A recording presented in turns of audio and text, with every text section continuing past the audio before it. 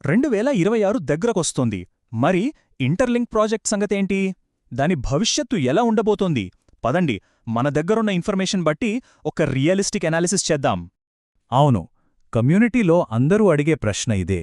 So ఈ విశ్లేషణలో మనకు దొరుకుతున్న క్లియర్ సిగ్నల్స్ ఏంటో చూసి అసలు రాబోయే రోజుల్లో ఏం జరగొచ్చో అంచనాలేయడానికి ట్రై చేద్దాం. అయితే మనం ముందుకు వెళ్లే ముందు ఒక ముఖ్యమైన విషయం చెప్పాలి. ఇది అఫీషియల్ న్యూస్ కాదు, కేవలం మన దగ్గర ఉన్న సమాచారం, జరిగిన మీటింగ్స్ బట్టి చేస్తున్న ఒక లాజికల్ అనాలిసిస్, ఒక వాస్తవిక అంచనా మాత్రమే. ఇది గుర్తుపెట్టుకోండి. సరే, అయితే ముందుగా ఈ ప్రాజెక్ట్ ఫ్యూచర్ని సూచించే సిగ్నల్స్ ఏంటో చూద్దాం.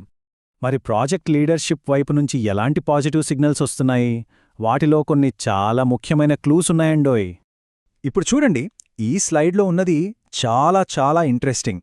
కేవీ గారు రీసెంట్గా పెట్టిన ఒక పోస్ట్లో ఈ 3 పాయింట్స్ మెన్షన్ చేశారు. పైపైన చదివితే మామూలుగానే అనిపిస్తాయి. కమ్యూనిటీకి థ్యాంక్స్ చెప్పడం అంటే ప్రాజెక్ట్ బలంగా ఉందని అర్థం. వెరిఫైడ్ యూజర్స్, బిల్డర్స్ గురించి మాట్లాడటం అంటే ప్రాజెక్ట్ జెన్యూన్ అని చెప్పినట్టు. ఇక 2026లో కాలిఫోర్నియాలో గ్లోబల్ ఈవెంట్, అబ్బో, ఇది అస్సలు చిన్న విషయం కాదు. ఇది చాలా పెద్ద ఇన్స్టిట్యూషనల్ లెవెల్ ప్లానింగ్ని చూపిస్తోందనమాట. వియత్నాం ఈవెంట్ అయితే ఒక రకంగా చెప్పాలంటే గేమ్ చేంజర్. ఆ ఈవెంట్ తర్వాత ఏం జరిగిందంటే యుఎస్ఏ, సింగపూర్, హాంకాంగ్, దుబాయ్ ఇలాంటి పెద్ద పెద్ద ఫైనాన్షియల్ హబ్స్ అన్నీ కూడా వాళ్ళ ట్రెజరీని ఇంటర్లింక్లో పెట్టడానికి ఇంట్రెస్ట్ చూపిస్తున్నాయి. ఇది మామూలు విషయం కాదు, చాలా చాలా పెద్ద విషయం. సో ఇక్కడ మనం ఆలోచించాల్సిన పాయింట్ ఏంటంటే, ఏ లాభం లేకుండా ఏ ఇన్స్టిట్యూషన్ కూడా వాళ్ల డబ్బుని ఎక్కడా పెట్టదు కదా. దాని అర్థమేంటి? వాళ్ళు ఈ ప్రాజెక్టు భవిష్యత్తులో అంచెం పెరుగుతుందని ఆశిస్తున్నారు, కాయిన్ వాల్యూ పెరుగుతుందని గట్టి నమ్మకంతో ఉన్నారు. ఇది మనకి దొరికిన అన్నింటికన్నా స్ట్రాంగెస్ట్ పాజిటివ్ సిగ్నల్. సరే, ఈ ఇన్స్టిట్యూషనల్ ఇంట్రెస్ట్ అంతా ఒక ఎత్తయితే ఈ ప్రాజెక్ట్కి అసలు బలం, పునాది ఏంటో తెలుసా? మన కమ్యూనిటీ. ఆ కమ్యూనిటీ నంబర్స్ గురించి ఇప్పుడు మాట్లాడుకుందాం. ఒక్కసారి ఆలోచించండి, కేవలం 9 నెలల్లో 50 లక్షల మంది యూజర్లు. ఇది నిజంగా అద్భుతం. ప్రాజెక్ట్కి ఎంత పెద్ద యాక్సెప్టెన్స్ ఉందో ఈ ఒక్క నంబర్ చాలు చెప్పడానికి. ఇంకో విషయం ఏంటంటే, ఈ 50 లక్షల్లో కేవలం మన ఆంధ్రప్రదేశు, తెలంగాణ నుంచే దాదాపు 10 నుంచి 20 లక్షల మంది యాక్టివ్ మైనర్స్ ఉన్నారు. ఇంత డెడికేటెడ్ కమ్యూనిటీ ఉండటమంటే ఇదే ప్రాజెక్ట్కి అసలైన వెన్నెముక. ఓకే, ఇప్పటివరకు అంతా బావుంది. ఇప్పుడు చాలామందికి కన్ఫ్యూజింగ్గా ఉండే ఒక టాపిక్లోకి వెళ్దాం. కానీ ఇదే అత్యంత ముఖ్యం. ప్రాజెక్ట్ వాల్యూని అన్లాక్ చేసే తాళంచెవి ఇదే. అదే హ్యూమన్ క్రెడిట్ స్కోర్, షార్ట్గా హెచ్సిఎస్. అసలు హెచ్సిఎస్ అంటే ఏంటి?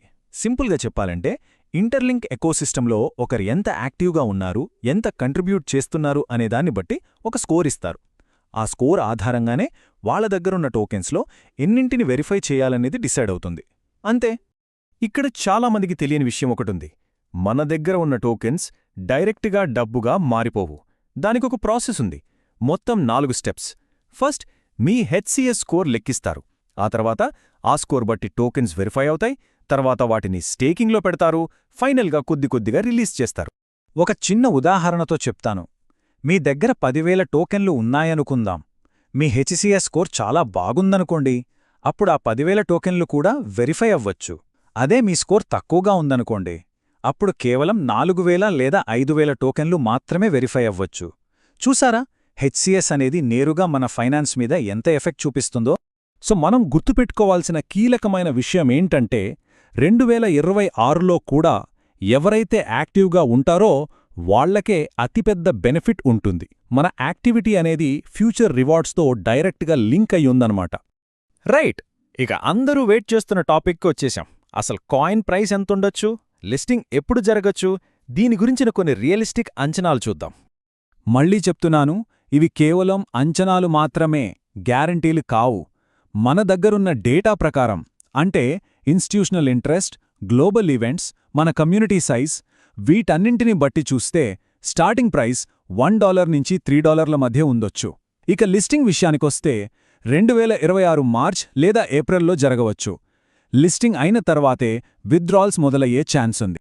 ఈ ప్రైస్ అంచనా గాలిలోంచి వచ్చింది కాదు, దీని వెనక ఒక స్ట్రాంగ్ లాజిక్ ఉంది. మనం ఇంతకుముందు మాట్లాడుకున్న ట్రెజరీ ఇంట్రెస్ట్, జరగబోయే గ్లోబల్ ఈవెంట్స్, మనకున్న కమ్యూనిటీ బలం, ఈ పాజిటివ్ సిగ్నల్స్ అన్నీ కలిసి ఈ అంచనాకి బలాన్ని చేకూరుస్తున్నాయి. సరే, ఫ్యూచర్ అంచనాలు పక్కన పెడితే ప్రస్తుతం మనమేం చెయ్యాలి? ఈ అనాలిసిస్ అంతా విన్న తర్వాత యాక్టివ్ యూజర్స్ ఇప్పుడు ఎలాంటి స్టెప్స్ తీసుకోవాలో చూద్దాం. 2026లో మంచి రిజల్ట్స్ రావాలన్నా, హెచ్సిఎస్ స్కోర్ని పెంచుకోవాలన్నా ఇప్పుడు మనం చెయ్యాల్సిన పనులు ఇవే. రోజూ మైనింగ్ చేయడం ఆపద్దు, ప్లాట్ఫామ్లో ఉండే గేమ్స్లో పార్టిసిపేట్ చేయండి, రిఫరల్స్ ద్వారా కమ్యూనిటీని పెంచండి, మొత్తానికి యాక్టివ్గా ఉండండి. ఇవన్నీ మీ స్కోర్కి హెల్ప్ అవుతాయి. చివరిగా ఒక్కటే మాట, రేపటి ఫలితమనేది ఈరోజు మనం తీసుకునే చర్యల మీదే ఆధారపడి ఉంటుంది. అవకాశం అందరికీ ఒకేలా ఉంది. అసలు ప్రశ్న ఏంటంటే, మన భవిష్యత్తుని మన చేతులతో మనం ఎలా నిర్మించుకుంటాం? ఆలోచించండి.